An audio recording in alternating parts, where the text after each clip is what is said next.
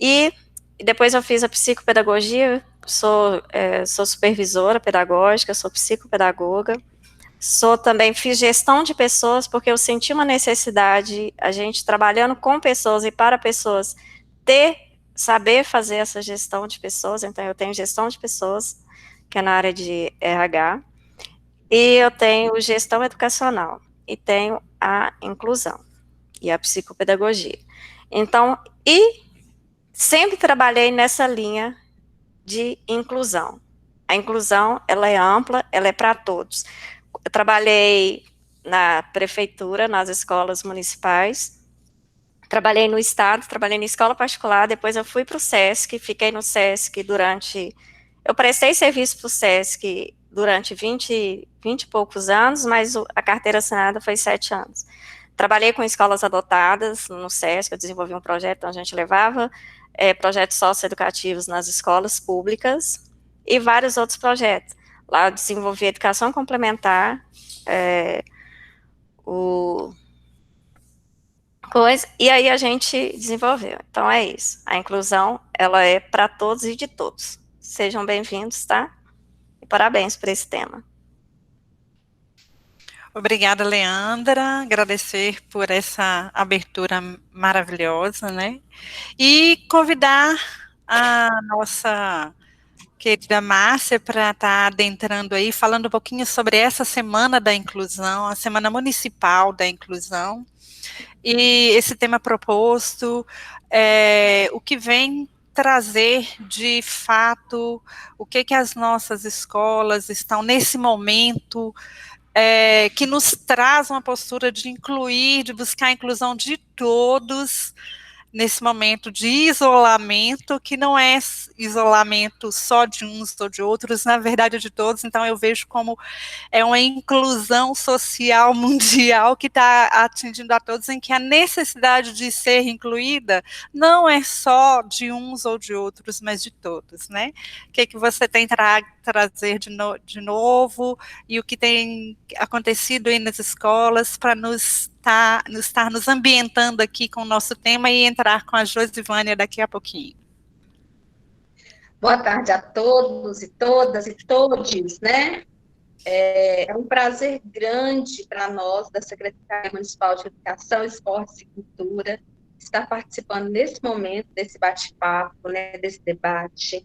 E gostaria de antemão agradecer, minha gratidão, né, a vocês da IBCMED, principalmente a Kate, essa querida, né, que não mede esforços, né, para nos ajudar, assim, em tempo recorde, né? Você fala com ela agora, e assim, então a gente conseguiu essa proeza, né? Dessa semana, conseguir esse momento, essa oportunidade. Aqui nós temos no nosso calendário, né, a semana de reflexão sobre inclusão. Né?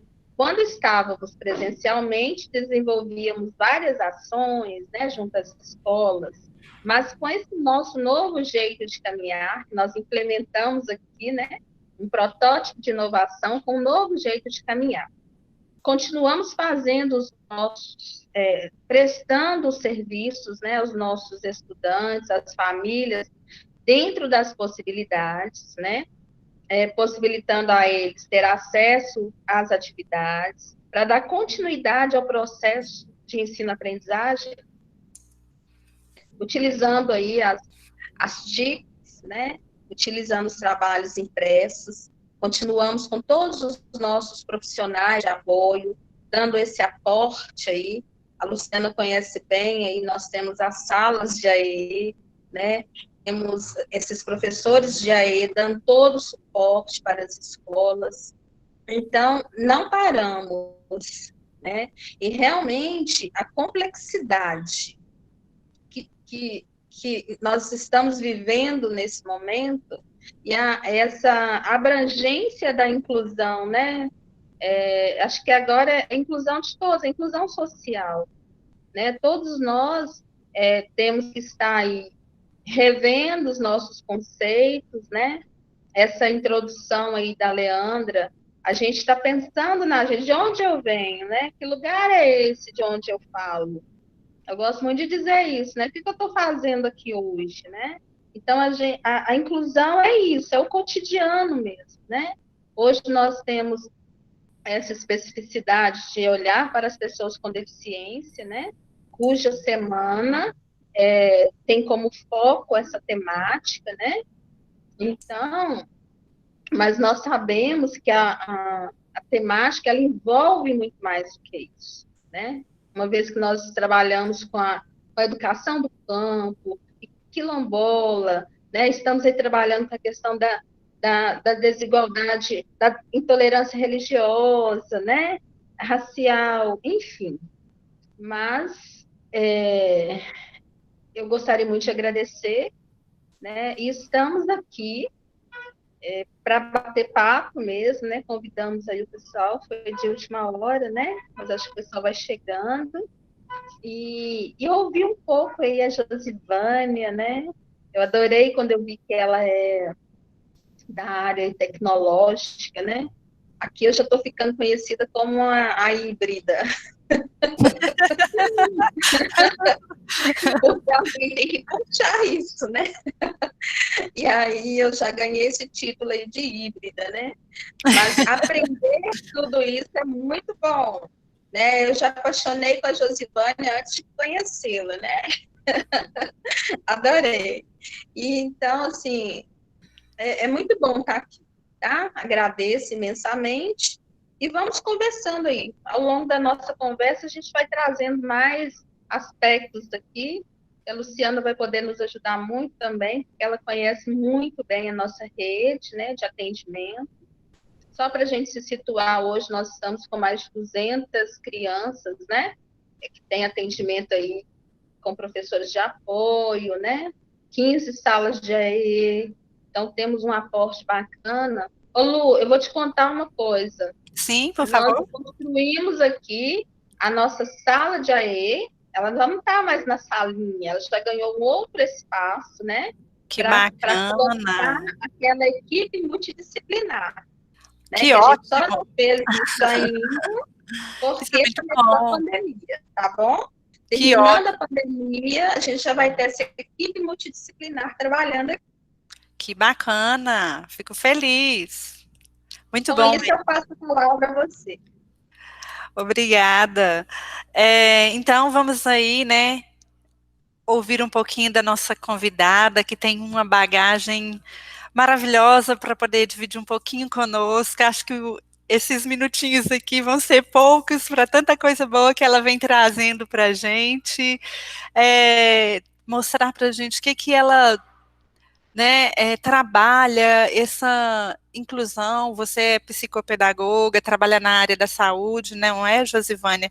E além de trabalhar no ensino superior, atuando, tem, assim, muita coisa para contar para a gente. Tá aí, a bola é sua agora.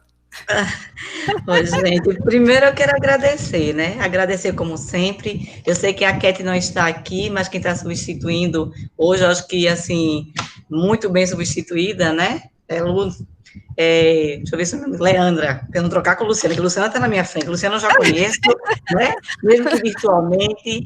Para mim, assim, é um prazer imenso, né? Agradecer o convite, o contato da Luciana. Né, agradecer a presença virtual da Márcia, que conheci virtualmente. Quero dizer que a recíproca Márcia é verdadeira, tá? Eu me simpatizei, com a foto assim, digo, gente, parece que eu conheço. A Leandra também, né? Essa pessoa amorosa, queridíssima também. A Keti nem se fala, não é? Quer dizer, é um grupo aí maravilhoso. Quero parabenizar primeiro pela temática, né? O tema central, na verdade, e eu vou trazer algumas discussões. E antes de começar realmente um diálogo, que eu costumo dizer que é um diálogo sempre pedagógico, porque nós não sabemos tudo, estamos sempre aprendendo, né? Dentro dessa minha dimensão enquanto profissional da área da educação, eu também vim do magistério, Leandra. Eu comecei primeiro no magistério, né? Terminei muito jovem lá com os meus 17 anos, e já estava inserida na educação inclusiva, não da forma que hoje temos as possibilidades, não é? Mas porque percebia, até pela sensibilidade enquanto pessoa, não é? Enquanto etnia indígena, junto com essa mistura toda de família índio de raiz, nordestino, não é, pernambucano, e aí de dois povos que unem justamente o que chama da inclusão social, que lamentavelmente a gente não pode nem dizer que acontece em seu potencial. A gente tem tentado, não é? Hoje mais que atuante, né? Infelizmente hoje parece que voltamos lá para a Idade Média, né? Mas tudo bem, a gente vai tentando trazer de uma forma mais amorosa até para nos acolher, né? Porque eu acho que a questão do incluir está em você se acolher também, né? Primeiro eu tenho que me acolher, eu preciso me amar e me entender como ser, principalmente como profissional da área. Então, na área da saúde, eu tenho uma função, na verdade, que é chefe de setor, não gosto muito desse nome, mas dentro da área é o nome que se dá, é chefe de setor de políticas estratégicas. Só que a minha função lá é justamente atuando enquanto coordenação. Ou seja, que determinados laudos que vêm e que o médico necessita de um olhar mais pedagógico, mais clínico pedagógico, aí eu tenho que dar uma lida e sair fazendo os encaminhamentos possíveis. E também de atuar enquanto prática, não é? Porque eu também faço o trabalho voluntário enquanto pessoa indígena, enquanto povo indígena, aos meus, que tem N situações de dificuldades de acesso a tecnologias, por exemplo, né, de tentar incluí-los também na área da tecnologia, e mais ainda, humanitariamente, não é? Que eles se sintam acolhidos enquanto eles são. Então, esse papel como povo indígena, como pessoa diária indígena de território, eu também acolho os meus, né? Dou essa possibilidade de aprender junto, porque ele também me ensina. Essa história de que a gente está aqui só para incluir e que nós sabemos tudo e que a gente não aprende com o outro é uma ilusão imensa. Então, vamos começar logo a dialogar que a gente coaprende.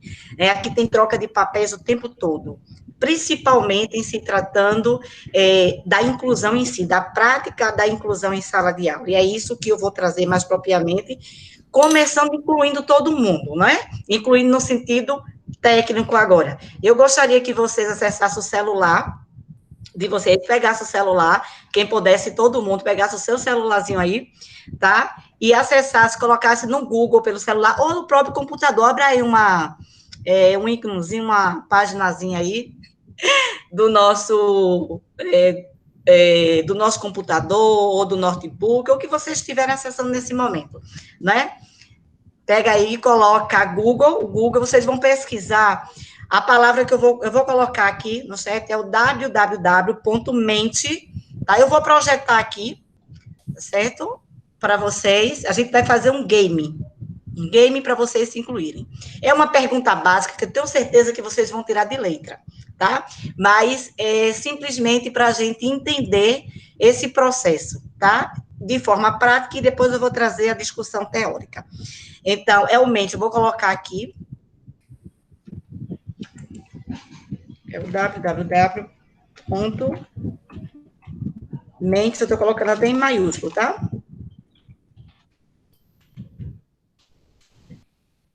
Vou colocar aqui.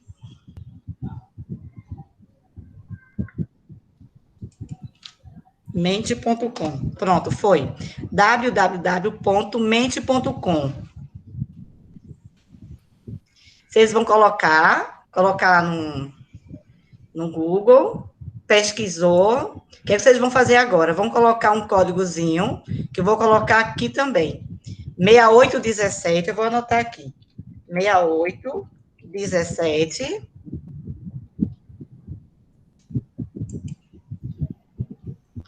491. Quando eu jogar na tela, vocês vão ter um tempo de 5 segundos, vai ficar uma musiquinha, tá? E vocês vão responder, vão clicar. Agora tem que fazer todo mundo junto aí. Tem 15 pessoas, tem que ter aí 15 respostas, né? E a gente vai saber quem vai ser o vencedor do game, para a gente ver a nossa ação aqui prática, certo? Mas deixa eu colocar aqui. Já vou projetar já.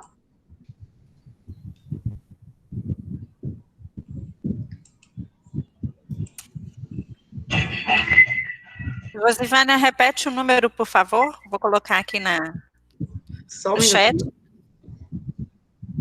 Eu coloquei no chat aqui, para vocês. Tá. Carrega aí. Não, não apareceu. Não apareceu? Não. No chat, não.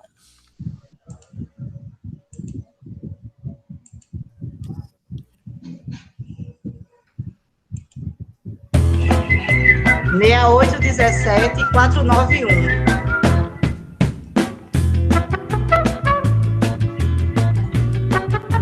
Presta atenção que vai dar um tempinho aí.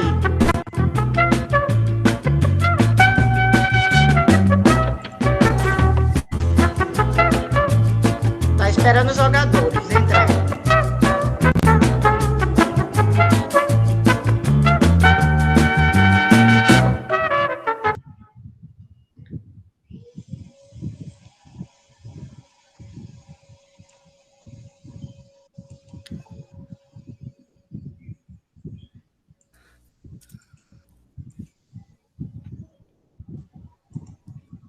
Ainda estão vendo?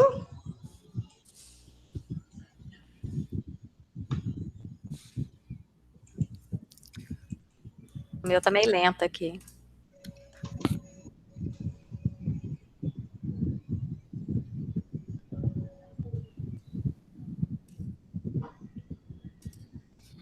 Ah, o meu não entrou, não.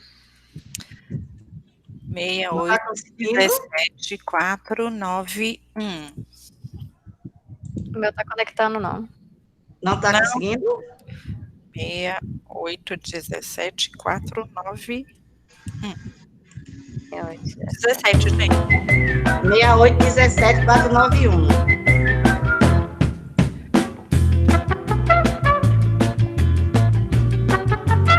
Sete pessoas estão aí. 8.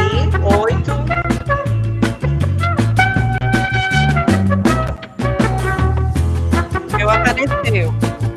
Pronto. Viram a pergunta? A pergunta ainda não apareceu.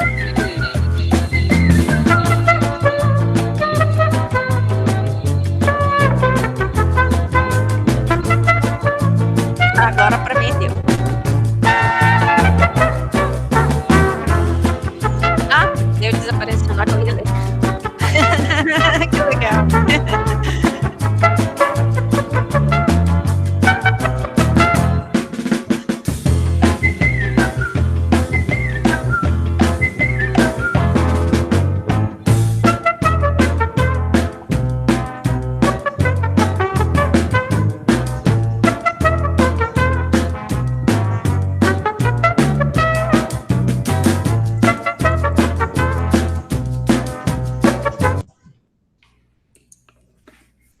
Pronto. Por que que eu trouxe essa relação? Então, uma pessoa lá respondeu, né? Que é a resposta correta, já apareceu aqui o vencedor. A pessoa que entrou primeiro é essa que, né, na nossa prática, a gente começa, às vezes, algumas atividades, né? Pelo menos eu faço muito isso, se é apenas uma alusão de algumas práticas, né? Que a gente utiliza como premiação. E até que ponto essas premiações, elas podem ser inclusivas. De quem vence leva o troféu, de quem perde leva o quê? Já começa a perda a partir dos jogos. Eu não estou dizendo que os jogos não têm um significado pedagógico nem são importantes. Não é isso. Né? É a ideia apenas essa questão de incluir.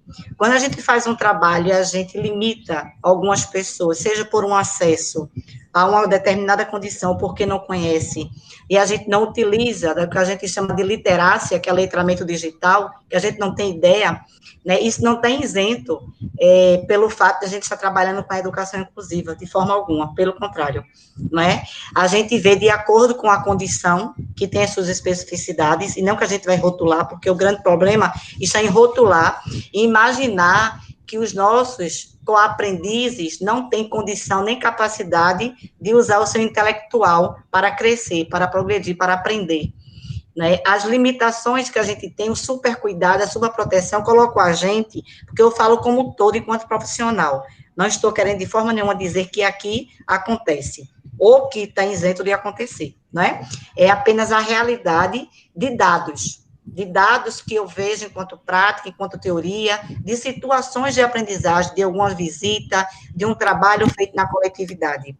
Né? O que eu vou trazer aqui é uma discussão em termos também de prática do que eu vejo, né, em diversas situações. não é só aqui em Pernambuco, é também fora de Pernambuco, em alguns municípios de interiores que eu também visito, né? Por exemplo, sou de Aliança, né? Então, essa Aliança é o interior, bem distante, 120 quilômetros de Recife. Então, tem algumas práticas também voltadas. Então, eu vou fazer uma apresentação para vocês, trazendo pontualmente, né, o porquê que eu trouxe o jogo, né, no sentido da gente pensar essa inclusão. Como é que eu penso essa inclusão? O que é de fato incluir? Será que eu estou utilizando não só do discurso, ou porque é um direito, ou porque está lá, diante da lei, que eu tenho que cumprir, como a gente costuma dizer no dia a dia, para cumprir tabela, ou de fato eu estou aprendendo a direcionar de fato essa inclusão, né? Ou eu estou usando o ato de piedade, mesmo não sendo Jesus Cristo nem Deus, né? Mesmo não sendo alguém com a superioridade a ponto de dizer que eu sou diferente, então se eu sou diferente, eu sou melhor que o outro. Então, que tipo de diferença estamos aí propagando? É nessa questão do ser diferente. Deixa eu apresentar aqui para vocês.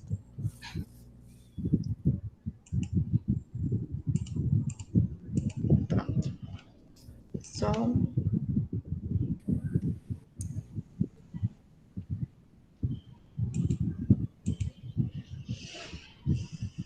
Ah, não foi para aí, né? Chegou outra página. Deixa eu colocar a página inteira para vocês.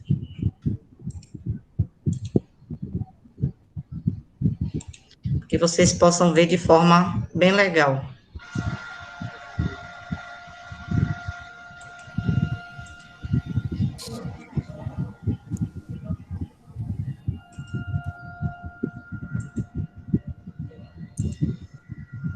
Vocês conseguem ver, gente? Sim, está entrando agora.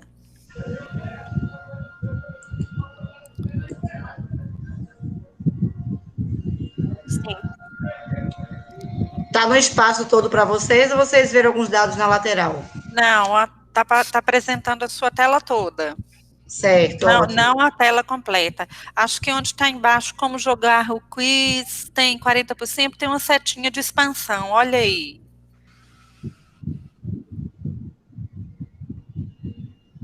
Eu peguei em outra página, deixa eu colocar aqui, porque ela não estava abrindo por completo.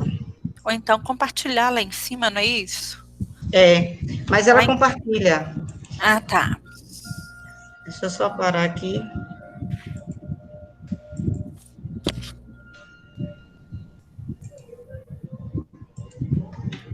Pronto, porque está logado em duas páginas.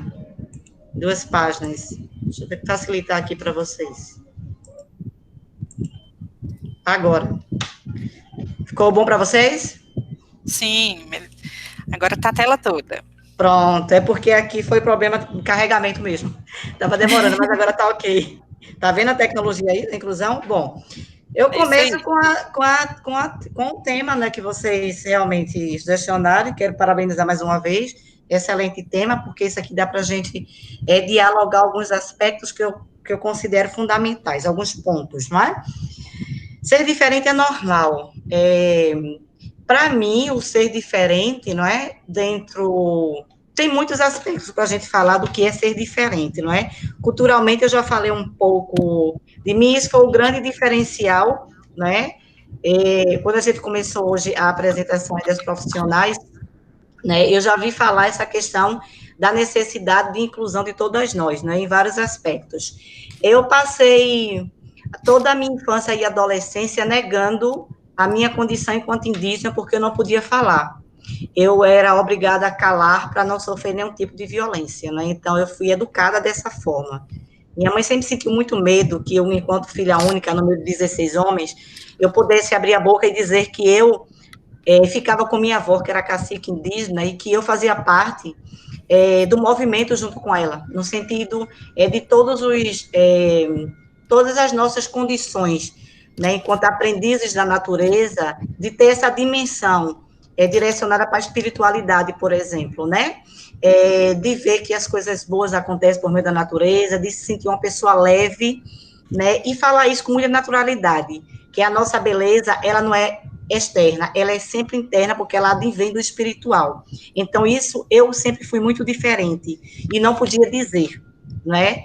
Então, isso era a primeira proibição. Então, o primeiro ponto é que eu nunca me senti incluída, né, durante a minha vida escolar, no interior, porque as pessoas jamais entenderiam. Sendo do interior e tendo toda uma condição que vocês devem conhecer bem, a falta de conhecimento, a ausência, enfim, as oportunidades também, já levam a uma exclusão automática, social, para começar, não é? E a escolar, ela vem contemplar essa dimensão, porque também há um abraço, né, aquele velho abraço que começa lá no social. Quem é essa menina? Quem são os pais, não é? Os pais sabem ler, já começa um processo de exclusão. Vai ser o quê? Nada. De onde veio?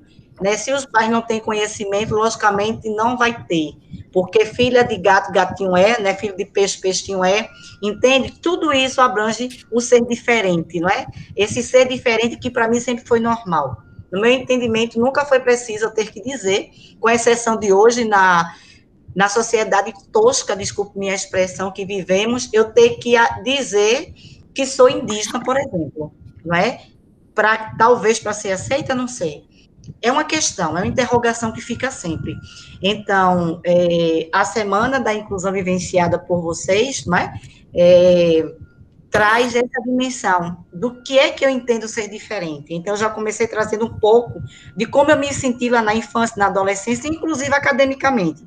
Porque academicamente, talvez eu não tivesse a condição nem o potencial de chegar onde eu cheguei. Simplesmente porque índio é diferente. Eu não sei. Como me perguntavam, a senhora come o quê? Já me perguntaram. Come o quê? Veste o quê? Parece até que eu cheguei na escola pelada, do jeito que nasci. Toda uma condição do ser diferente, que é normal. Vamos lá. Aí vou começar, né, o jogo que a gente já fez, que seria a abertura, vou começar que esse ser diferente é normal. Traga aí as letras, que é uma forma de incluir as condições diferentes de aprendizagem, está na categoria de que eu aprendo da minha forma, eu sou diferente porque aprendi diferente, isso para mim é normal. Né? Então, vamos começar que dentro da história da educação especial, isso eu não vou trazer de uma forma que discutir legislação, que isso daí, nós como profissionais da hora a gente sabe, não é? Mas aí eu vou começar trazendo algo que está lá, né? Lá no comecinho, né? A questão da inclusão, do ser diferente, vem lá daquela história da educação tida como especial, não é? Que não deixa, acho que é especial, porque todos nós que fazemos parte como sujeitos do conhecimento, como já pregou bem Freire, né? Somos sujeitos do conhecimento, trocamos papéis enquanto sujeito do conhecimento para aprender. Então, a educação especial, ela foi embasada em duas vertentes, ela vem de duas vertentes, não é?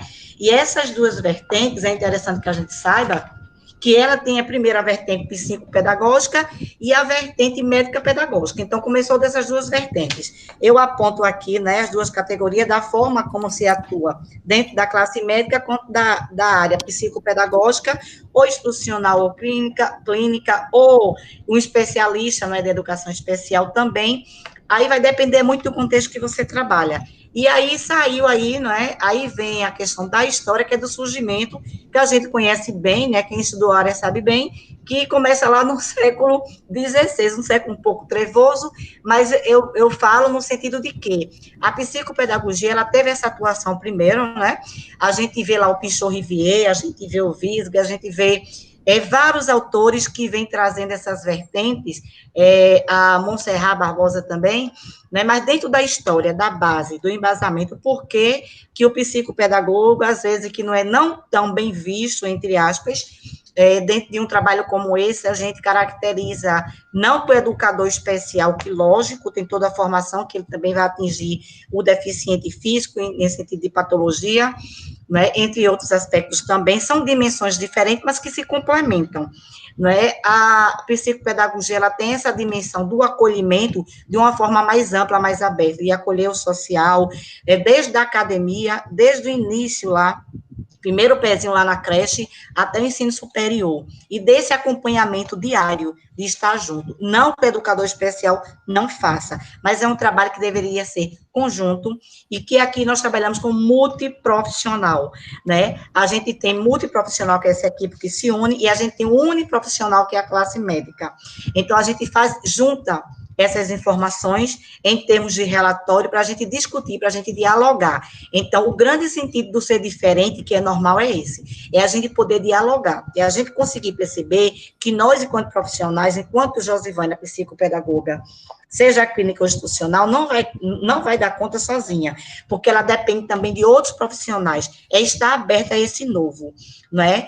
E não segregar, né? Porque tem a questão também de você ver a educação especial no sentido de segregação, isso é terrível, né? Porque se a gente for levar o termo, né, ao pezinho lá, da letra, né, que eu vou trazer mais pontualmente o significado de cada um, e que vocês conhecem bem, mas que na prática pode ter várias dimensões, vários significados, vários traumas, e pior que isso, né? A questão da não aprendizagem, porque eu acho que o foco é esse, é pensar a aprendizagem, o processo dessa aprendizagem, e não o ensino em si, né? Pensar a inclusão não é pensar o ser diferente, é pensar que, mesmo entendendo essa diferença, né, enquanto diagnóstico, é que está o problema. Quando se fala em diagnóstico, é segurar o diagnóstico e esquecer o papel de acolher, que incluir acolher, não é? O papel do estar junto, o papel de direcionar, de possibilitar as competências individuais, independente da condição. Aqui está. Porque eu tenho uma condição física perfeita. Eu nasci com a condição física perfeita e cognitiva também. Mas eu não posso achar que eu vou permanecer perfeita fisicamente falando, não é? Porque esse perfeito sempre é entre aspas, porque sempre tem algo a melhorar, e mais que isso, perfeito nenhum de nós somos, não é? Porque existe algo além disso, e que está lá caracterizado dentro do nosso eu, e que eu considero muito alma, o espiritual, essa essência que a gente tem, independente da minha questão cultural. Eu sempre entendi que é o ser humano, né? É o papel humano, é isso que tem que contar, não é a patologia, não é a condição do sujeito, o aprendiz, não é isso. O melhor que você tem está dentro de você, porque o que levamos é o conhecimento. A gente não tem outra coisa senão conhecimento para levar. Então, se eu não tenho uma bagagem senão conhecimento, porque eu vou estar preocupado com patologias e não permitir esse processo a quem tem X diagnóstico. Tá? Então, o primeiro passo é esse. Diferente lá do século XVI, da idade que eu costumo dizer, bem das trevas, né? Então, assim, para a gente começar a pensar em algo mais inovador. E esse inovador, quando vem, não é só porque está imerso as tecnologias, não. É a necessidade da condição de cada um, do potencial, né, por meio desse letramento digital. Que é isso? Aí eu volto para a tecnologia. É que a nossa realidade dessas pessoas, né, dessas crianças, adolescentes, até adultos da nova geração, é completamente diferente de tudo que nós vivenciamos lá atrás. Quem acompanhou antes, para hoje, o avanço da tecnologia, você consegue ver as competências hoje de forma muito clara, muito claras, não é? Então, vamos para outro ponto. Na vida escolar, diferença é deficiência. Até quando? Isso é uma frase que eu utilizo, não só em discurso, não, eu utilizo na prática, né? Porque é isso que, lamentavelmente, ainda nós nos deparamos, não é? Então, assim, na vida escolar, toda diferença é apontada como uma deficiência. Então, se você é alegre demais, você incomoda. Vamos para o dito normal. Se você é alegre demais, você incomoda, deve ter algum problema ali. Não superou, tem alguma coisa. Rir demais não é normal. Tá triste demais também não é normal. Então, o que é normal? Não é? Então, tá numa cadeira de roda, tadinho dele, meu Deus, como é que consegue, né? Dependente das pessoas. Eu que não quero ter uma vida dessa, veja. O que eu, de repente, não queira ter para mim, o deficiente quer ser chamado de deficiente porque ele não se vê nessa dita deficiência, certo? Como coitadinho, como vítima do processo, né? E de que ele é incapaz. Ele quer se ver como pessoa humana capaz de aprender com todas as possibilidades e que não devemos, de forma nenhuma, limitar. Quando a gente entende o papel da inclusão, porque o que é inclusão? Aí eu digo, bem resumidamente, é acolher. Mas eu vou acolher o quê? A pessoa ou eu vou acolher o espírito? Veja o entendimento. Quando eu digo eu acolho a pessoa, eu estou acolhendo todo o físico da pessoa. e eu esqueço do potencial cognitivo dessa pessoa. Então, eu costumo dizer que a inclusão, ela tem que começar da alma, ela tem que ser espiritual. Você tem que olhar o outro como humano para ver o que é que ele tem de bom, não é? E esqueça o lado negativo. Estou falando em termos de inclusão. Veja o que tem de bom, o que você pode colher de bom. Pensa as coisas boas. Quando você olha o negativo, é quando você direciona essa inclusão ao diagnóstico. Eu não estou querendo dizer que você não precisa de um diagnóstico para você direcionar suas estratégias. Não.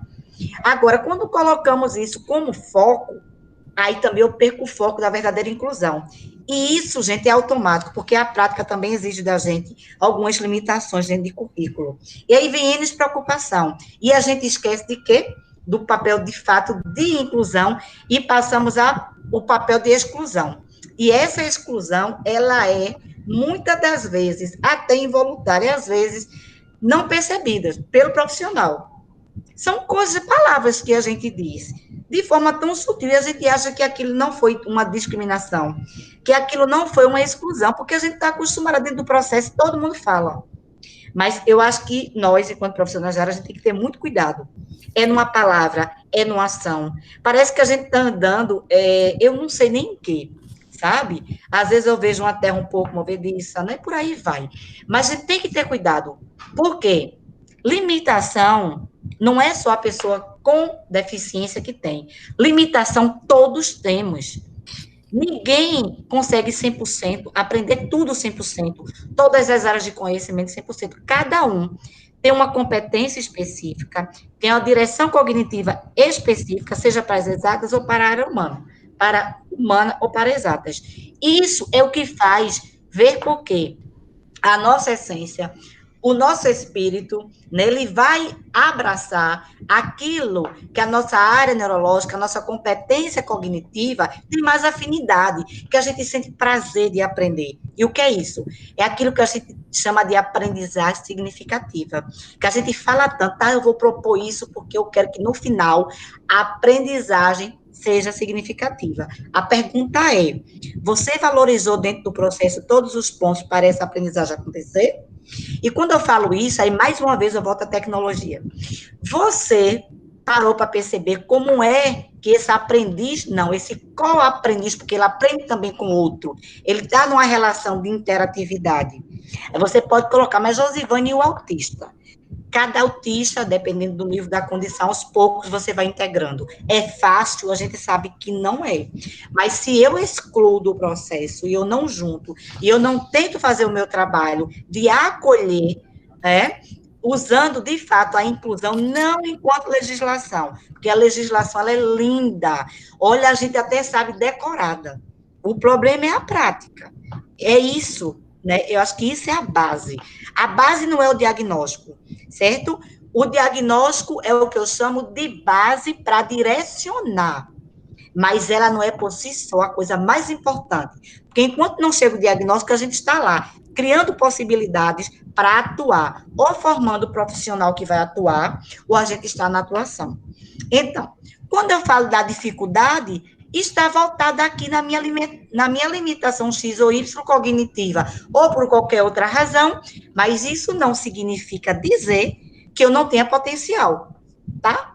Ou seja, do tímido ao falante, cada um tem um potencial e um estilo específico de aprender e de coaprender, que é com o outro, que é a interação com o outro, em processo com o outro. Esse outro vai incluir o meu par direto, ou os pares, não é? Ou uma coletividade, não interessa a forma que eu vou levar.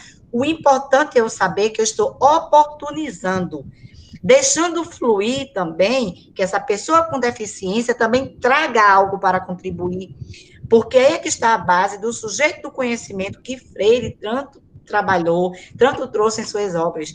Não adianta a gente pegar pedagogia da autonomia, pedagogia da esperança, pedagogia do amor, educação como prática da liberdade, e a gente não fazer isso na prática, porque é o discurso pelo discurso, é legislação por legislação, e a gente não cumpre o nosso papel fundamental, que é formar cidadão de bem. da forma que eles têm para aprender, que eles conseguem aprender, é possibilitar, é intensificar esse potencial. E aí vem a deficiência versus a diferença, que aí eu não vejo. Eu não vejo uma pessoa deficiente que ela é diferente porque é deficiente. Eu sou diferente porque eu sou indígena, não é? Então, tem alguma coisa errada de eu estar aqui junto com vocês hoje. Tem alguma coisa errada, né? Vocês tem alguma coisa errada. Por que que vocês me chamaram para conversar? Porque eu sou muito diferente.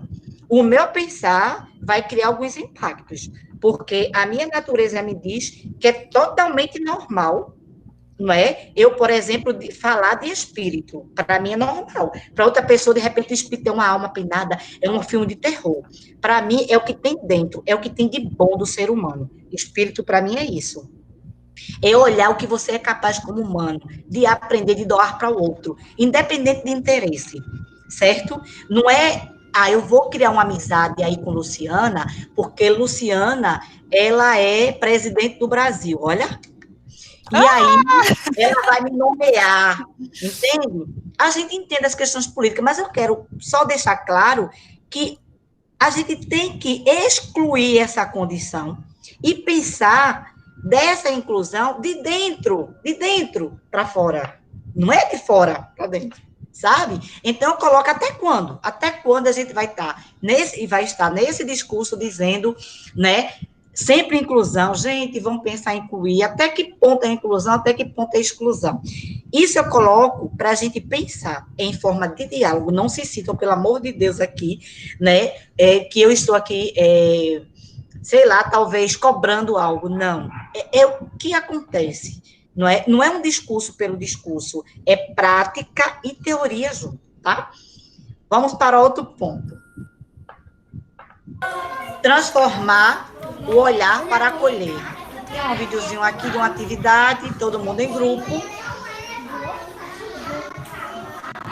E que eu coloco aqui um ponto, que é para todos nós, não é? Se dedicar à formação de aprendizes com deficiências, transtornos globais de desenvolvimento e altas habilidades, coloco superdotação, é buscar aprender as formas diferentes de aprendizagem dos incluídos. A gente não está dizendo que eles são incluídos?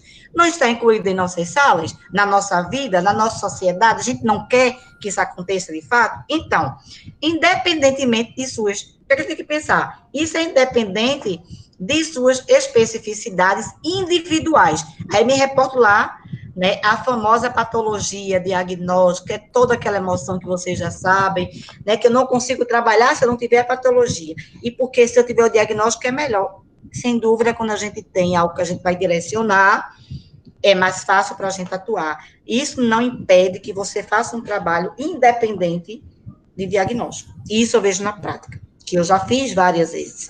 Eu já tive crianças, adolescentes e adultos, que eu passei 2 anos para ser definido um laudo. Eu estava lá, firme e forte, olhando o lado de dentro, buscando o lado de dentro, para trazer esse significado, para ressignificar esse processo, tá? E aí eu trago mais uma vez Paulo Freire, porque eu sou freiriana e não nego isso, né? Paulo Freire responderia que a inclusão acontece quando? Vocês devem ter visto por aí, né? Se aprende com as diferenças e não com as igualdades. Gente, é muito chato todo mundo igual. É muito chato as vozes serem parecidas. Existe cantor, vamos parar para pensar. Por que cada um gosta de um som diferente, de um tipo de música diferente? Vozes diferentes, gosto de música diferente. E por que, em termos de inclusão, todo mundo tem que ser igual? Primeiro que a nossa sala nunca foi e nunca será homogênea, é sempre heterogênea, né? Então, a gente começa por aí.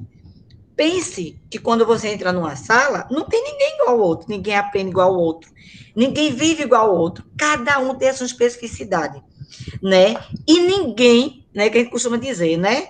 Cada pessoa se torna insubstituível a partir da sua especificidade. Por mais que a gente diga assim, ninguém, minha filha, ninguém é insubstituível, porque fulana morreu, mas tem outra que tomou conta, não é assim, não é? Que acontece? Fulana saiu do poder, outra vez assumiu. Não é assim que a gente vê? Só que cada um vai deixar o seu registro, vai deixar a sua marquinha, porque tem a sua especificidade. Então, isso, gente, a gente precisa transformar o olhar para acolher.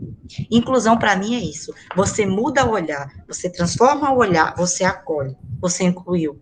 Agora, como foi seu acolhimento? Foi porque, tadinha da criança na cadeira de roda, tadinha da Josi, a bichinha que era colocada lá no fundo da sala, porque primeiro o nome era com J, vai lá para o final, lembra aquela filhinha, né? Vai para o final, veja que momento de inclusão na época, não é? E aí começam a perceber que Josivânia também é a mais pretinha da sala, mas Josivânia tem uma coisa diferente, Josivânia tem um cabelo mais liso, e aí vamos procurar saber quem é Josivânia. Aí quando descobre, Josivânia é neta de uma cacique que é índia, o que é que vamos fazer? Vamos rotular Josivânia, deixar lá no finalzinho Josivânia, vamos dar muita atenção no Kalina, vai ter muito futuro. Outra coisa de Josivânia, vamos tratar aí para transformar para acolher, trazendo Josivânia, tá? Hoje como profissional, mas já foi criança, adolescente, e já passou por isso e superado, amém. Mas é uma forma da gente ver como as coisas se transformam. Por exemplo, a gente aprende na área da neuro, né? Eu vejo isso também na prática médica, né? Quando uma criança, ela já é estimulada, por exemplo, a ser destra, né? Ou que a gente chama canhota também, a gente não pode chegar simplesmente e dizer, olha, se você é canhota, você agora tem que ser destra. Muda o seu jeito aí de utilizar o lápis. Eu quero, você tem que escrever com a mão direita, porque tem uma história lá, antiga, né? Que nem se usa mais, isso nem se formaliza, né? Mas era assim, uma criança que escrevia com a mão esquerda, que a gente chama que é canhota, né? Essa criança é burra. Veja de onde tiraram isso, Jesus. Então, eu escrevi muito tempo com a mão esquerda, né? Na canhota mesmo, né? Fazia toda a minha direção na com a mão esquerda, e quando eu estava na antiga primeira série, a minha professora obrigou a ser destra. Ela me deu alguns dias, me deu um monte de cópia e me obrigou. Eu poderia ter aqui um transtorno mental, vocês concordam comigo? Poderia ter N coisas, mas eu digo sempre que eu fui tão iluminada, tão abençoada pelo pajé, por minha avó, pela cacique, por minha mãe. Foi tanto amor, mas tanto amor, que enquanto eu chorava porque minha professora forçava eu ser destra e eu não conseguia, né? Tive uma vantagem. Hoje, quando eu tenho algum problema de tendinite na mão direita, eu escrevo corretamente com a mão esquerda. Mas Josivânia não teve. Agora, imagine alguém com diagnóstico X ou Y, ou que esteja no processo incluído. Hoje, na geração de hoje, que é digital, aí a gente começa a pensar, mas, Josivânia, como é que pode? E a gente que vive numa geração, a gente consegue superar cada coisa, e essa juventude de hoje não consegue. Gente, é geração, é digital, urgente, tudo é uma mudança todinha do cosmo universal. E isso intensifica a criança índigo, a criança luz, certo? É lá da essência espiritual. É por isso que às vezes a gente fica, às vezes, um pouco, mas se fosse, mas olha, eu escutei tanta coisa, não me traumatizei. Não tem aquelas frasezinhas grosseiras, né? Grotescas que a gente escuta. Ah, eu fiz isso, não me traumatizei, vivi isso, não me traumatizei. Agora, a gente diz assim, é um trauma, no dito normal. Agora, imagine, né, no que a gente chama de deficiente e quer, ou a gente quer acarinhar demais, ou a gente quer segregar. E aí é que tem esse problema da segregação que eu vou trazer, que tem que ter muito cuidado, né? Eu vou começar, antes de falar da segregação, eu vou trazer aqui, ó. Para mim, essa questão da diferença existe também aí pontos para a gente pensar, tá? Seria, quando a gente fala nessa segregação, quando a gente fala da inclusão, a gente não consegue, praticamente falando, o que seria? Seria a verdadeira inclusão, seria opressão? Quando a gente fala da escola, até quando a gente vai pensar, não é? A escola dessa forma. Então, quando a escola, de fato, não inclui, o que seria aí? Seria uma opressão? Seria diferença ou deficiência? O que é que leva, né? Que significado tem isso? Aí eu trouxe para vocês um monólogo, né? Que eu vou pontuar lá no final, que eu até já deixei disponível lá no meu site, mas eu vou passar para vocês no final. Tem um monólogo de indivíduo popular que foi escrito no cartoon do humorista Júlio Pfeiffer, que ele diz assim: eu pensava que era pobre. Aí disseram que eu não era pobre, eu era necessitado. Aí disseram que eu era autodefesa, eu me considerava necessitado. Eu era deficiente. Aí disseram que deficiente era uma péssima imagem. Eu era carente. Aí disseram que carente era um termo inadequado. Eu era desprivilegiado. Até hoje, eu não tenho um tostão, mas tenho já um grande vocabulário. Pronto, isso aí sou eu. Eu disse que isso aí veio para mim. Pá, é um monólogo, não é? Cada coisa que você diz, estou falando de palavras que acontecem. Quantos de nós, quantos profissionais não falaram, não falamos, ou por um momento, né, qualquer, fulano é tão, além de deficiente, é tão necessitado. Ah, mas o bichinho é deficiente, gente, por isso que é assim. Ah, não, gente, além de ser muito carente, gente, é carência isso. Vamos abraçar, vamos cuidar. Aí, por fim, aí diz, mas também, né, coitado, nasceu desprivilegiado numa cadeira de roda, né? Também, coitado, nasceu autista, eles querem o quê? Também, coitado, nasceu dislexo, olha só, né? E tem TDAH, é dislexia, é tanta ia no final. Aí você vai se apega a quê? A patologia. A gente tem que ter cuidado, isso é um monólogo. Mas faz jus. Quando eu vi esse monólogo, há um tempo atrás, lá acho que em 2005, eu acredito, já me reportou logo essa questão da diferença. É uma forma de oprimir, né? Aqui, nesse monólogo, tem tudo. Tem opressão, tem diferença. E essa diferença que a gente vê como... a gente, lembrando, né, pautando, sociedade, tá? Por aí. É como vem. E aí vem, aí dentro da opressão, diferença, deficiência, aí vem né, essas palavras lindas, que é a inclusão é o principal instrumento de superação social. Isso é um discurso nosso. Vamos para a prática. Quando eu falo que eu incluo ter uma superação social, eu tenho que pensar em quê? Se a gente valorizar o potencial desse ser humano, né? A inclusão educacional, aí eu vou lembrar o que a Márcia começou o discurso aí, né? Do negro, do índio, tal. A gente pensa tudo isso, né? A gente pensa em cota, a gente pensa em presidiário. Olha, quando eu falo em presidiário, ah, não, Josivane, aí também tá demais, tá falando até do presidiário, não. Para mim é morte, né? Para mim, bandido bom é bandido morto. A gente escutou isso, né? Eu acho que as redes estão aí para tudo, ó. Não estou aqui fazendo defesa, levantando, né, dizendo que as pessoas não têm que pagar pelos seus erros, não é isso. A gente está numa dimensão que é a inclusão educacional. Quando eu penso em incluir educacionalmente, eu tenho que pensar as possibilidades, certo? Eu, por exemplo, eu estudo uma pós que é hospitalar e carcerária, que eu achei pouco doutorado, aí eu fui buscar alguma coisa, parece que eu não tenho o que fazer, mas eu sou muito curiosa, eu quero entender, né? Então, assim, para vocês entenderem, aí eu vejo esse outro lado também. E não é defesa aqui, né? Não é valorizar o estuprador, né? Dizer, tadinho dele, o bichinho é vítima do sistema. Não, não é isso. A gente está falando em termo legal. Mas como é que vai ser direcionado isso? Eis uma interrogação bem grande.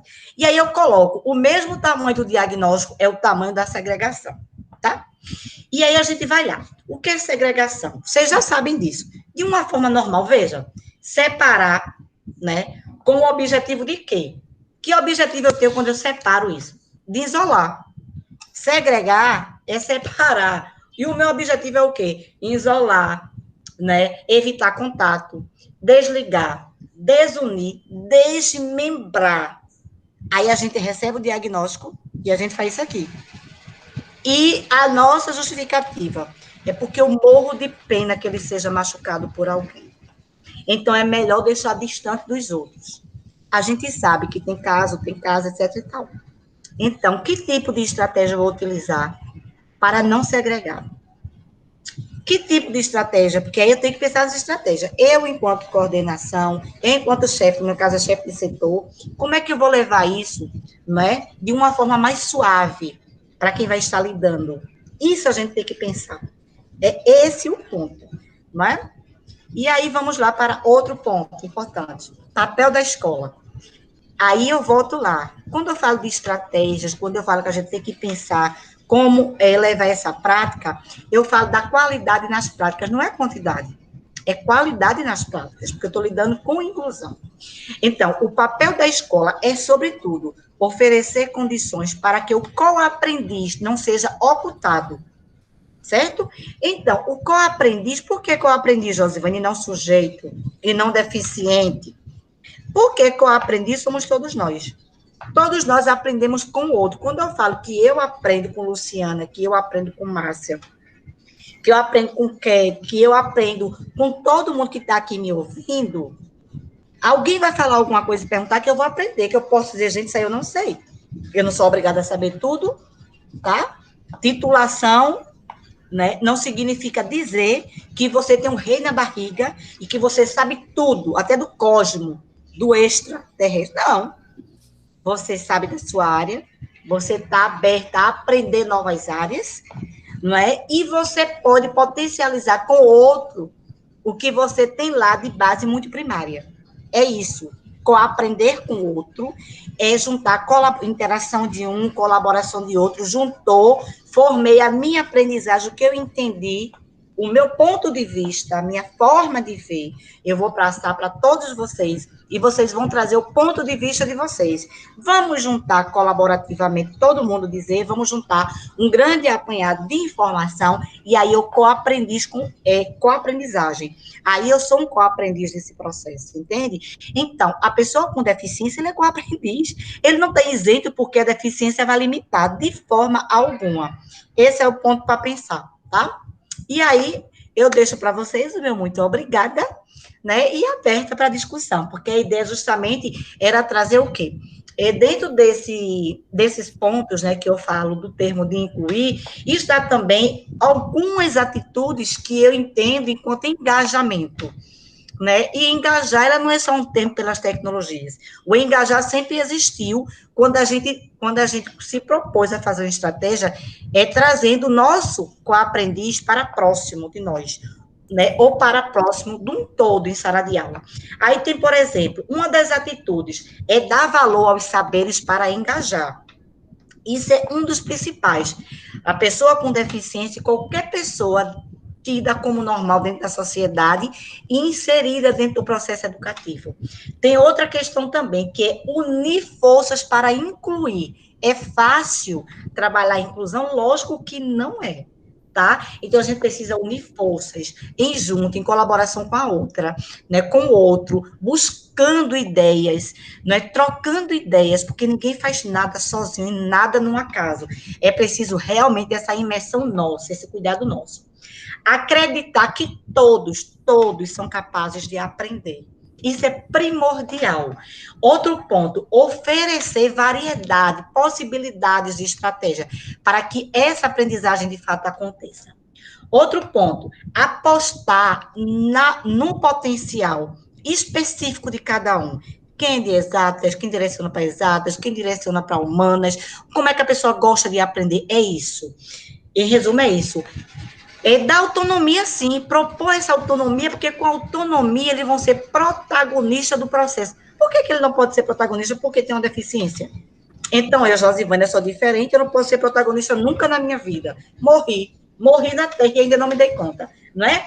E o outro, ponto primordial, estudar, pesquisar, buscar, coaprender, investir em você, como pessoa humana, o seu psicológico é importante.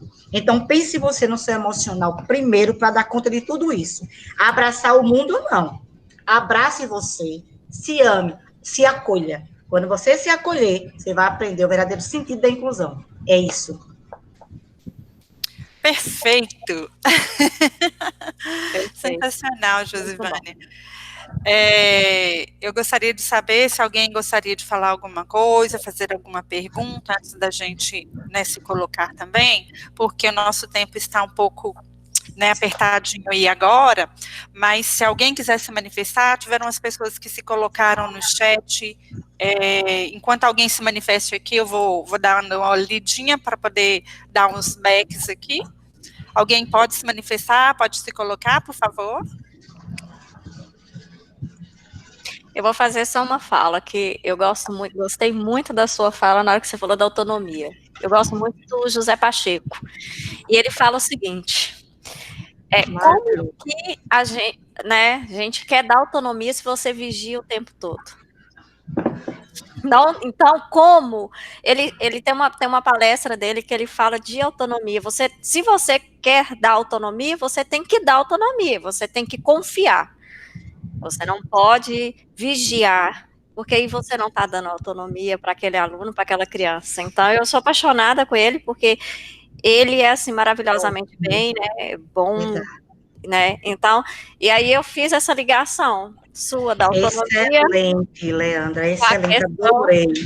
né, Linkou, obrigada, excelente. Pacheco é maravilhoso, também olha, gosto muito. ela é Né? 10, Quando a 10. gente fala em autonomia, a gente fala em protagonismo, parece que a gente só lembra dos ditos normais, até com a gente, não é? Sim, Eu acho que é uma coisa mesmo para a gente estar o tempo todo assim atenta, não é fácil trabalhar a inclusão, a gente sabe disso. eu falo que eu Mas aprendi tem que muito, ter amor, né? Eu é, acho que o principal é ter amor àquilo que você faz. Eu acho que a a- educação é, me move em todos os sentidos, me eu move, eu falo, sou do chão da terra, me move de fato a educação. também. Quando se fala em autonomia, para mim vem a fala dele, porque eu aprendi muito sobre isso, realmente, essa autonomia que a gente dá vigiada. Você não dá autonomia, então. E aí ele me vem sempre, a autonomia eu lembro dele. Eu faço sempre Verdade. essa ligação. Então, parabéns, tá? Sua fala foi excelente. Complementando Obrigada. Mas lembrei de você eu falando, lembrava no início, quando a Leandra se apresentou, quando a Márcia também falou, né? Quando a Luciana também aqui trouxe essa dimensão. Mas vamos lá, gente, fique à vontade. Se eu não souber responder, eu digo também, não sei. Eu estou diferente. Quando você disse da co-aprendizagem, nós somos co-aprendizes, eu também gosto muito da Maria Tereza Mantoan, ela diz que uma escola que realmente tem qualidade é aquela que coloca os sujeitos com seus pares, você colocou isso na sua fala também, e trabalham, compartilham as suas competências, as suas experiências, o seu dia a dia nessa co-aprendizagem. Então, nós não vimos o outro como aluno apenas, ele é um co-aprendiz e eu também vou aprender com aquele aluno, como que eu vou trabalhar com ele? É um sujeito diferente do outro, é um sujeito diferente de mim, e eu tenho que aprender a lidar com o outro para poder saber o que eu posso levar para ele. Então, tem algumas pessoas que falaram aqui que acolher, para ser, né, enxergar o outro, precisa se acolher o sujeito, considerar todas as características individuais, possibilitando a socialização dele nos espaços que ocupa. É tudo isso aí, né? E a gente vai aprender Maravilha. essa inclusão a cada momento, observando o que eu estou segregando, né, colocando ele lá no fundinho da sala, não é colocando ele só com o professor, ele precisa estar co-aprendendo com todos e co-ensinando também. Também, é porque tem uma discussão, né, que é muito forte da co-aprendizagem. Vocês estão me ouvindo, né, gente, bem? Sim, tá Estão tranquilo. ouvindo? Pronto, que aqui está um barulhinho fora e eu procurei colocar o fone. Bom, foi discussão da minha tese de doutoramento, a co-aprendizagem, né? Eu trago a co-aprendizagem em toda a sua essência, né? Do chão da escola, e eu fiz para nós, para professores, para nós, que busca aprender, né? Não fiz para ninguém que já sabe tudo. Eu fiz para quem gosta de aprender, porque eu não sei tudo, né? Então, assim, uma das coisas que eu discuti na tese, quem traz essa discussão de co-aprendizagem na educação, Alexandra Okada, que é da Open University da Inglaterra. E essa discussão está lá, olha, há muito tempo. O Paulo Freire trazia isso há anos-luz. Isso existe há muito tempo. Agora, o termo sempre sujeito do conhecimento, o termo era outro, sujeito do conhecimento e a troca de papéis. Porque a gente troca de papéis, não é? Porque quando eu chego aqui, Leandra, eu adorei Pacheco, eu não falei Pacheco.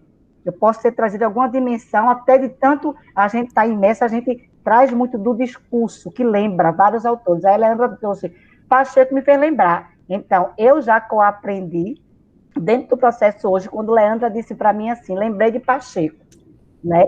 Eu lembrei da Montanha, né? Porque traz as competências, das formas que a gente tem de coaprender dentro do processo, não é?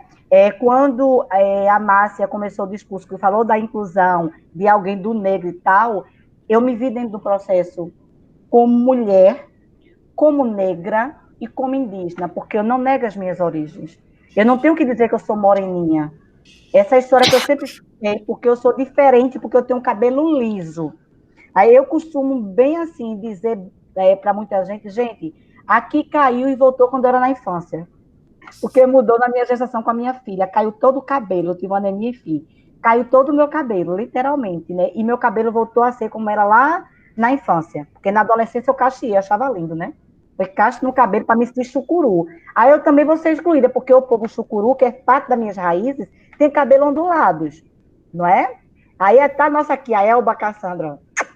Povo Funiô, tá aqui junto, Cassandra, né?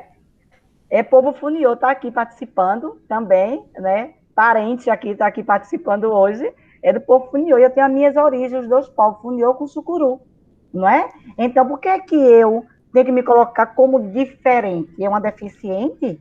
O que é ser diferente, afinal? É esse ponto que eu acho que a gente precisa repensar no discurso quando a gente leva para os nossos professores, sabe? Eu acho que isso tem que ter um foco aí. Como aprender é isso? É olhar as diferenças no sentido de conhecimento, trazendo para você esse diferente que você não conhece e acolher o diferente, é valorizar. Sabe aquela ideia que somente eu sou dona da verdade? Morre com a co-aprendizagem. A co-aprendizagem traz esse acolhimento. E é por isso que eu fiz questão de trazer uma tese de doutoramento durante quatro anos de estudo e pesquisa, para trazer isso com mais clareza, porque antes era muito em língua inglesa.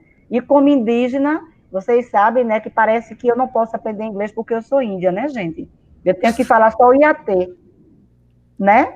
Então, são formas de preconceito social, né, que a gente tem que começar a, né, impactar, que nós somos capazes de tudo, né? Mas deixo para vocês, gente, vamos lá. Fiquem à vontade para perguntar. Ok, alguém aí quer levantar alguma questão? Eu posso... Pode, Cassandra. Claro, por favor. Falou uma Gente, opinião em para primeiro vocês lugar, aí. boa tarde a todos.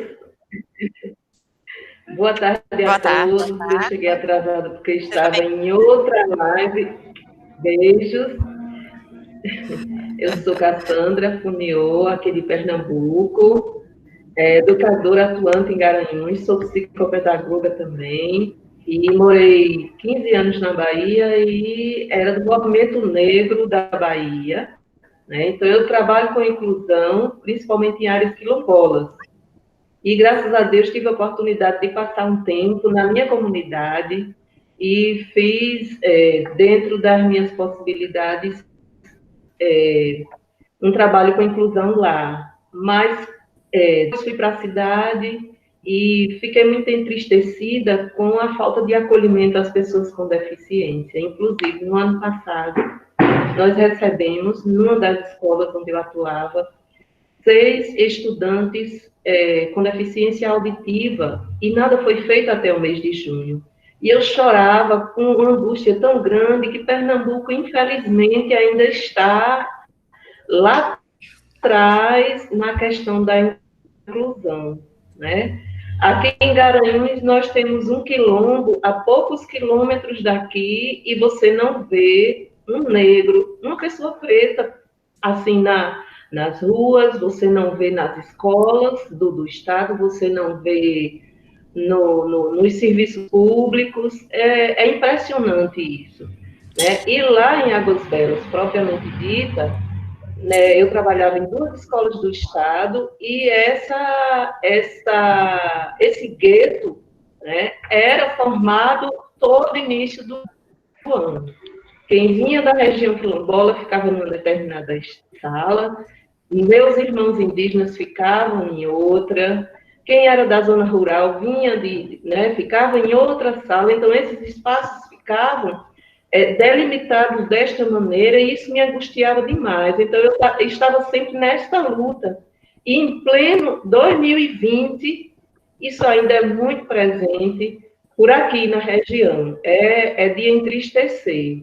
Mas vamos que vamos e a gente vai chegar lá. Né? Porque, graças a Deus, estamos aqui discutindo, esses espaços existem, e hoje eu estava numa live, né, antes de entrar aqui, da Semana da Pessoa com Deficiência aqui em Garanhuns, e aonde eu puder ocupar meu espaço, eu vou ocupar e vou discutir, e vou incomodar e vou provocar. É um prazer imenso, gratidão imensa vocês aqui para mim. Muito Estão vendo, obrigada. gente? Da minha Beijo de cultura é luz. assim, essas mulheres. Beijo de luz, amor. Chamamos, tá vendo que o beijo de luz é normal entre o nosso povo, gente? Olha aí. Beijo de luz sempre para todo mundo. Parabéns, Elber. Cassandra, infelizmente, nos interiores de Pernambuco, né, a gente vem em Recife, tem um pontinho a mais, assim, evoluiu um pouco, eu considero, né, dentro das minhas práticas aqui, mas infelizmente no interior, eu até falava de aliança também, é dolorido, gente, é de doer mesmo, de verdade, não é? É essa coisa da segregação que eu falei para vocês, é a realidade. Cada vez que eu vou formar professores no interior, que eu sou convidada, às vezes eu sou convidada para ir para outros locais também, fora do estado, e eu vou, para onde me chamar, eu vou, né? E aí eu sempre me deparo com depoimento como o da Cassandra, não é? De dizer assim, ela falou do quilombola, né? Do negro que você não vê. Eu ainda vejo mais. No interior, as crianças autistas, se não vierem para aqui, para Recife, forem encaminhadas de alguma forma, elas vão permanecer lá. Pra vocês terem ideia, eu acompanho três crianças que são super, né, com superdotação diagnosticadas, e é um processo, é do interior de Aliança, distrito que a gente chama, é o interior cidade, tem uns distritos, não é? E a mãe geralmente traz para aqui, e é muito complicado. Ela conseguiu recentemente, mas ela ficou, gente, 5 anos com uma criança superdotada em casa. Vocês terem ideia disso, 5 anos da vida dela. Essa criança agora que recebeu, né, essa possibilidade. Mas, enfim, é o que estamos buscando para tentar, né, melhorar o processo. Infelizmente, as pessoas não estão se preparando, se abrindo. Essa semana tivemos uma discussão no Estado a respeito dessa questão do superdotado. A criança, ela é descoberta geralmente nas escolas públicas a sua superdotação, as suas limitações, algumas coisas referente às questões da inclusão. E quando essa criança é percebida nessa situação, geralmente ela vai ser levada, ofertada para as escolas particulares que têm condições de trabalhar, porque não se acredita no trabalho do serviço público, do servidor público, do município ou do estado. E adentrando nisso também, nós temos aqui um comentário de um dos nossos participantes que pediu para ser colocado à mesa, para que não haja o distanciamento entre o discurso e a praxis da inclusão, é preciso um percurso que a legitime, de um discurso filosófico da educação para o uso ideológico de um discurso filosófico da educação para o uso ideológico na educação, que distorce a inclusão muitas vezes, né, com ganhos secundários e status de quo para uso político, camuflando furos e falhas da educação, sobretudo pública. Gostaria que a mesa comentasse.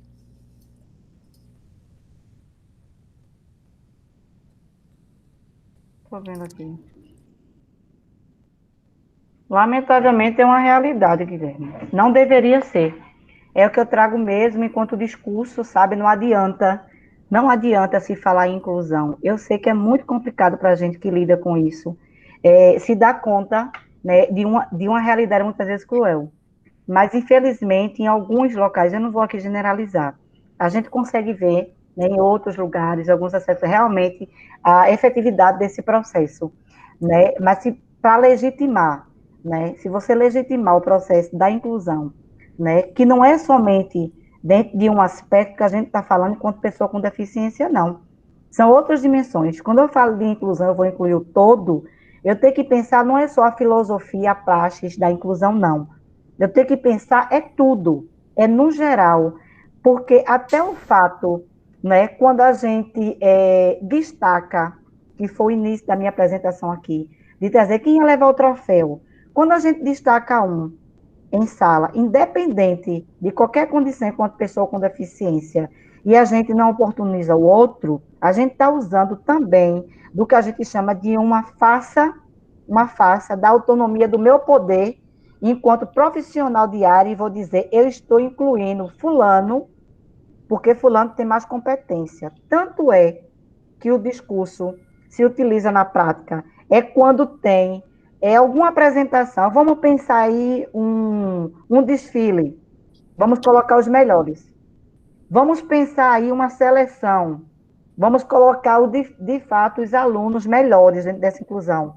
Quem é que já lê, que tem tal deficiência, mas lê perfeitamente, que interpreta perfeitamente, né? Que consegue se comportar em público? Vamos colocar os melhores? Está implicado nesse processo, tá? É amplo, porque sua pergunta é ampla, né? Mas, infelizmente, é isso. É isso, né? Ele colocou a apresentação da leitura. Deixa eu ver aqui. Alguém colocou, né? Deixa eu ver. Da leitura da poesia. É bem isso mesmo. Leitura de poesia. Sim. É bem isso mesmo, monólogo, né? Do discurso popular. É isso, né? Então, cada vez que você dá uma característica, né, de coitado, de deficiente, de não ter competência, não ter condição, e você faz aquela segregação, dizendo que está colocando ali diferente, aquele é mais diferente que o outro, esse não consegue de jeito nenhum, eu estou usando somente do discurso filosófico. Então, é muito bom o discurso. O problema, como sempre, é a prática, né?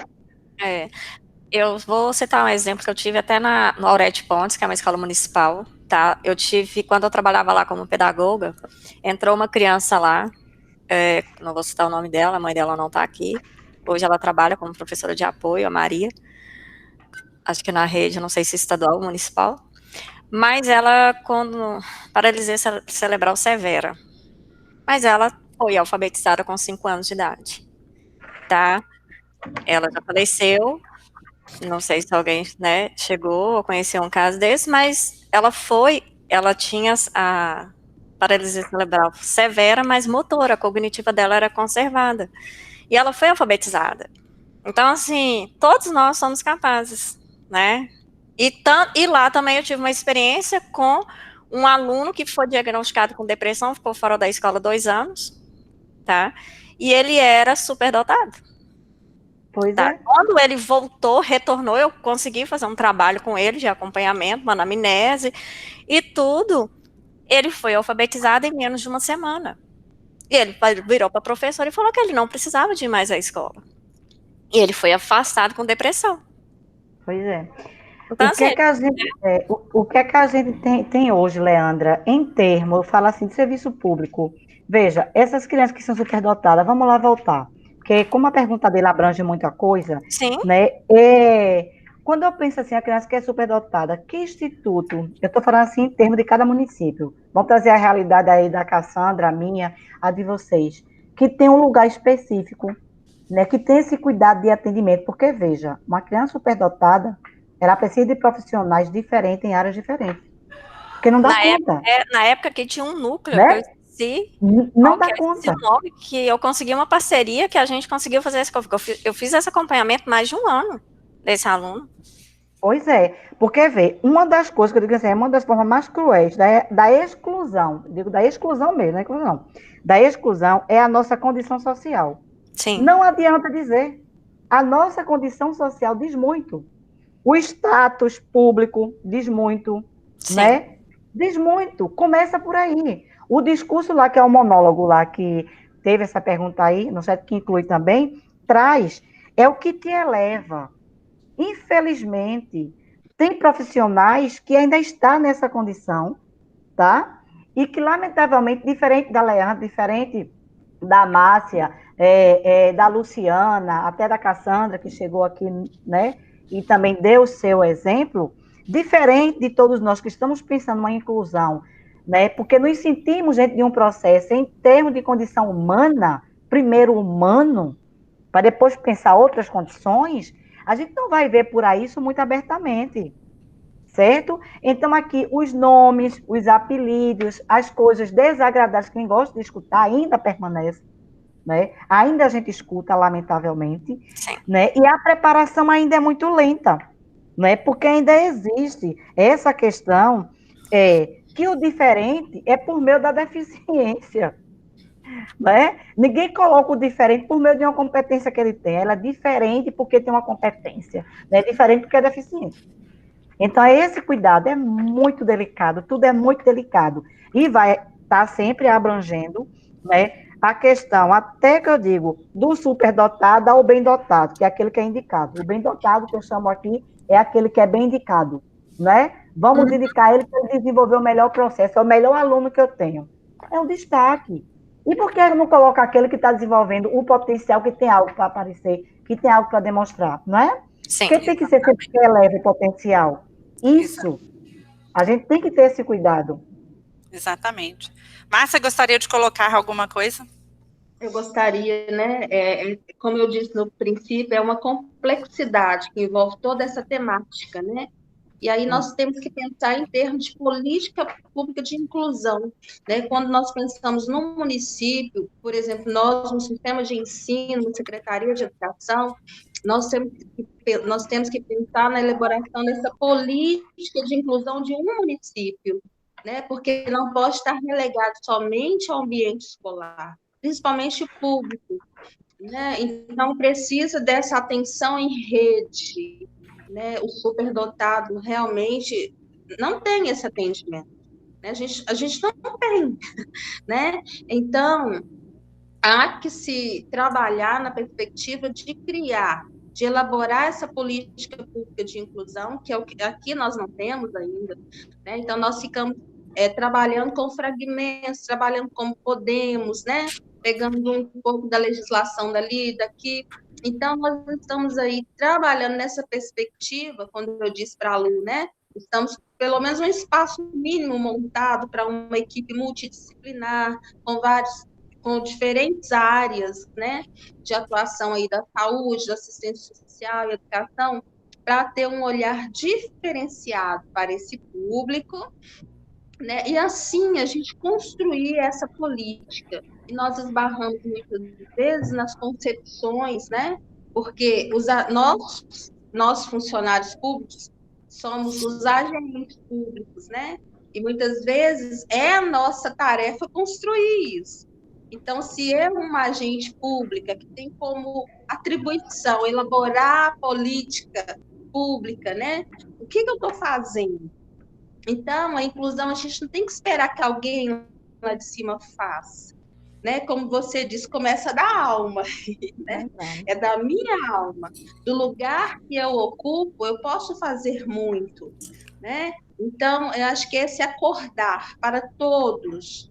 Então, que essa semana, na verdade, as provocações, né? As escolas fizeram bastante reflexões nesse sentido, foram feitas carreatas pela APAE, para que as pessoas acordem para qual que é o seu papel nessa temática toda. O que eu estou fazendo para que isso, para que realmente o que o Guilherme colocou aí, né? Que essa distância entre o que se diz e o que se faz diminua. Né? Então, que essa reflexão chegue às pessoas, né? O que estamos fazendo, né? E é isso, é nessa perspectiva que nós estamos trabalhando aqui, né? Para que se acorde, né? Cada um nesse contexto faça de fato o seu papel. Eu gostaria de aproveitar para agradecer, e que delícia ouvir vocês, Josivânia. Eu adorei outra coisa que você falou. Onde me chama, eu vou. Então, já estou chamando para vir aqui, tá bom? Obrigada. Irei. Muito obrigada. Vamos agendar depois dessa pandemia. Eu vou para onde me chamar. A Cassandra já me conhece, né, Cassandra? Pessoal, alguém mais quer se colocar? Nós já estamos chegando ao nosso tempo limite, né? Ultrapassamos um pouquinho aí, mas realmente foi muito delicioso. Luciana, se for possível, eu não vou falar mais, mas eu vou só mostrar aqui, projetar para vocês uma possibilidade que está aberta para todos, que é um modelo que eu fiz, né? E eu acho que a gente tem que partilhar antes de colaborar, tá? Se vocês quiserem, pode ter abertura, entrar lá no portal Diálogo Pedagógico, que eu tenho um modelo de estratégia, vamos dizer assim, que você pode utilizar, pode copiar, com dicas, né, que é pensando todo. É pensando lá do infantil até o superior, tá? Esse processo de inclusão é para todos. Vocês fiquem à vontade. Eu vou só projetar, eu vou clicar para mostrar para vocês, né? É rapidinho, para não gastar também o tempo, tá bom? Okay. Mas pode acontecer a pergunta aí, sem problema nenhum.